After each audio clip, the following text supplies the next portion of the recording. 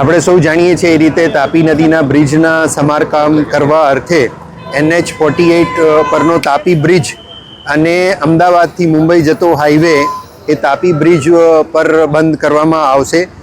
Surat city તરફ જતા વાહનો જે છે એ રાજ હોટલ મેક્સિમમ ત્યાં સુધી જઈ શકશે. હાલની ગોઠવણ પ્રમાણે ત્યાંથી એમણે રાઈટ ટર્ન લઈ અને પછી ગલા થઈ ગલુડી થઈ અને એ બાજુના વિસ્તાર સચિન હજીરા એ બાજુ જઈ શકશે. વરાછા બાજુ પણ એ બાજુથી જ જઈ શકશે.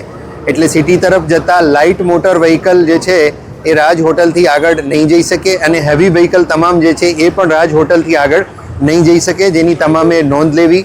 અહીં સુરત ગ્રામ્ય જિલ્લા પોલીસ દ્વારા વહીવટી તંત્ર અને national highway authority of India ના તમામ સ્ટેક હોલ્ડર્સ, તમામ કોન્ટ્રાક્ટર્સ સાથે રહી અને આ ડાયવર્ઝન ને શક્ય બને તેટલા ઝડપથી અમલીકરણ થાય એ માટેની તમામ તૈયારીઓ હાલ કરવામાં આવી રહેલી છે.